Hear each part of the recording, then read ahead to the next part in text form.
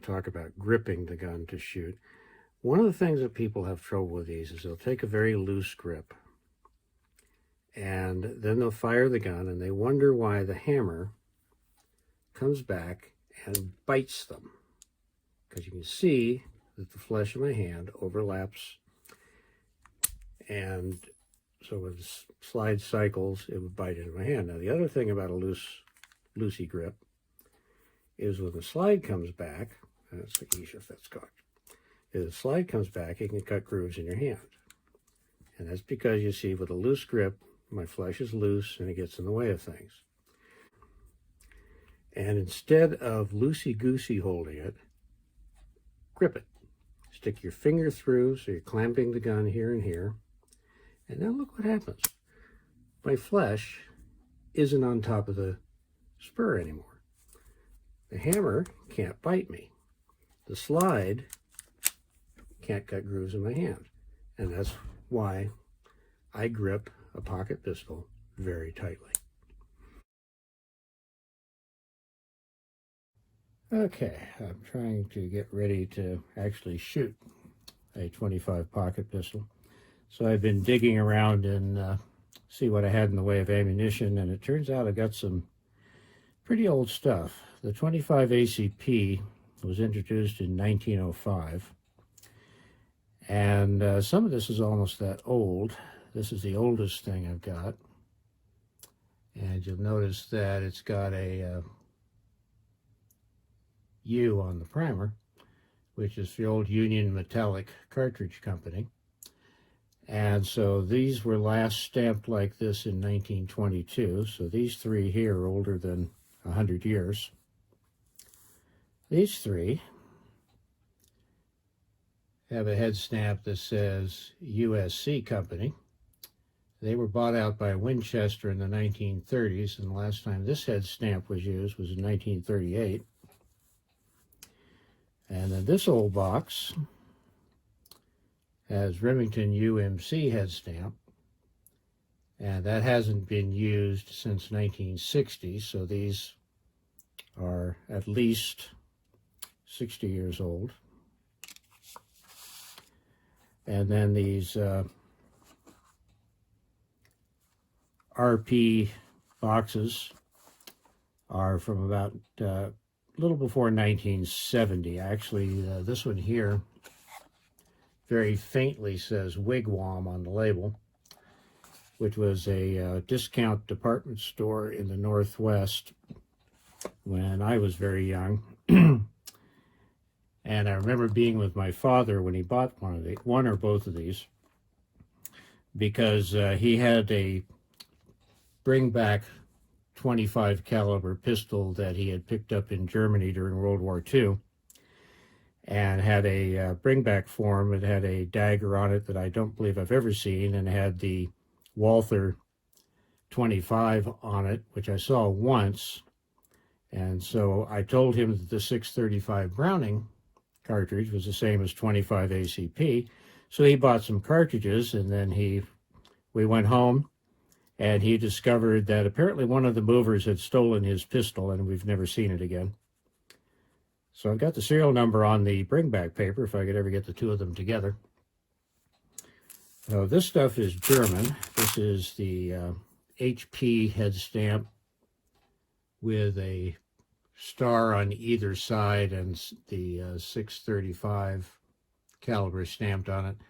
This is HP is, I think if I remember this right, is Hurtenberger Patronen, which is a German company, and that was in business from 1860 until at least recently. I'm not sure if they're still in business or not. So these are probably more recent, still in the 80s. So these are the ones I'll shoot up first.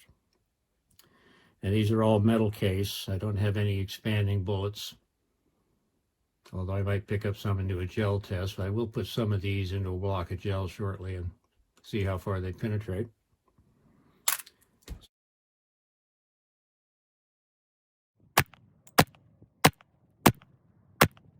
Okay, I took the Jetfire out and fired a few strings with it. This is the result. Now, the first time was at 7 yards, and I very carefully slow fired and aimed and produced a group that's under 2 inches. The second string I shot was this group, which is 2.5 inches at only 5 feet, but fired more quickly. So you see that actually the slow fire group is smaller than the quicker fire group from a shorter distance. Then the next time I took it out, I fired at 7 yards fairly quickly, and this group is 4.5 inches. You cover it with my hand, but still it's much wider open than the slow, deliberate firing. Then the other 5-foot group fired pretty quickly, kind of loops around like this, so you've got a group that is 4.5 inches that way, center to center, 3 3/8 that way. If had this been on a attacker, then obviously slow fire, if I have time for it, I can put them within 3 inches of center. Rapid fire at 5 feet, they're within an inch of center. Then somewhat quickly at 7 yards, everything is within 5 inches of center. And at 5 feet, everything is within 2.5 inches of center. So you can see that the pistol is up to the task of putting bullets on target, arguably with not a very powerful caliber. Okay, here's the result of taking 5 shots with a 25 ACP at a block of gel. The penetration here is 12.5 to 15 inches, and that's after going through several layers of cloth.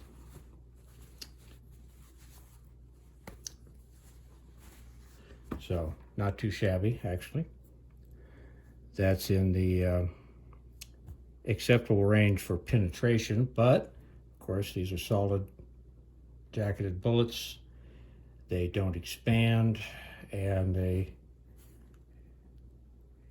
don't leave all that huge of a permanent wound channel. So probably that's about the best one right there. So we can say, yes, you can get through clothing and deeply into a block of gelatin. Now, I hadn't meant to make a dry run before shooting 5 into the block, but on the first run I did forget to turn the camera on, so I didn't capture the 5 bullets that successfully hit the block. On this one, what you're seeing right there is an escape hole, because a bullet wandered over to the edge and took off. And on this one, this groove on the top is also an escape hole. So I lost 2 in the second group that way. And strangely, these 2 both inverted. So they traveled a total of 8 plus 6, 14 inches with apparently a good deal of it backwards. So the escape isn't a big worry. I've got a 36-acre backdrop that they can fall into safely.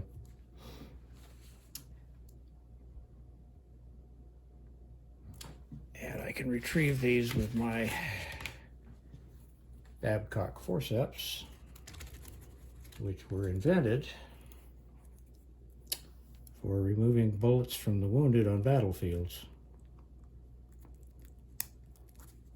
And they work pretty well on gel, except they lock together when I'm not ready for them to.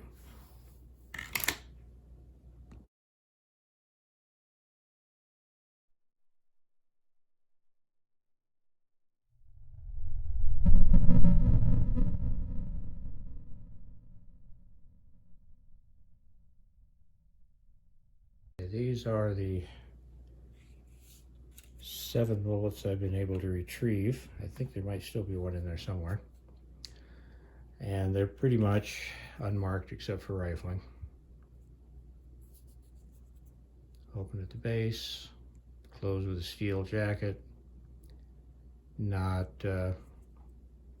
any real damage from penetrating cloth and gel. So we had an average velocity at 10 feet of 856.3 feet per second, minimum 829, maximum 884, spread 55 feet per second. So they calculated muzzle velocity of 857 feet per second.